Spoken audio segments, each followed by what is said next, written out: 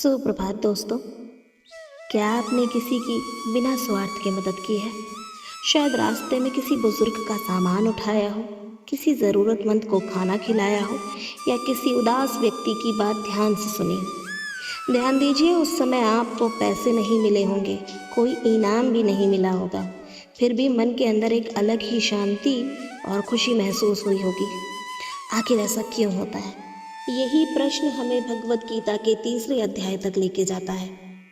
कुरुक्षेत्र के मैदान में श्री कृष्ण अर्जुन को समझाते हैं कि जो कर्म केवल अपने स्वार्थ के लिए किया जाता है वह मन को बांध देता है, लेकिन जो कर्म समाज और दूसरों के हित के लिए किया जाता है वही मन को मुक्त करता है। ज़रा सोचिए, एक पेड़ अपने फल खुद नहीं खाता, नदी अपना पानी खुद नहीं पीती, सूर्य अपनी रोशनी सिर्फ अपने लिए नहीं फैलाता। प्रकृति का हर तत्व बिना किसी स्वार्थ के अपना कर्तव्य निभाता है, इसीलिए वह संतुलन और जीवन का आधार है। श्री कृष्ण कहते हैं कि मनुष्य को भी ऐसा ही जीवन जीना चाहिए। इसका मतलब यह नहीं कि अपनी ज़रूरतों को छोड़ दें या परिवार की जिम्मेदारियों को भूल जाएं।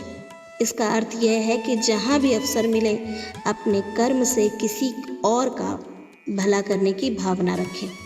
जब हमारा हर काम केवल मुझे क्या मिलेगा से आगे बढ़कर इससे किसी का भला कैसे होगा तक पहुंच जाता है, तब वही कर्म यज्ञ बन जाता है और यही से सच्ची शांति और संतोष की शुरुआत होती है।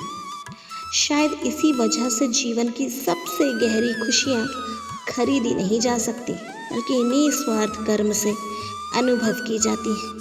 श्री कृष्ण का संदेश है, जो व्यक्ति समाज के लिए जीना सीख जाता है वही वास्तव में अपने लिए भी जीना सीख जाता है। अगले भाग में जानेंगे कि श्री कृष्ण यज्ञ का वास्तविक अर्थ क्या बताते हैं और वह सिद्धांत आज के जीवन में हमारी सफलता और खुशहाली से कैसे जुड़ा है।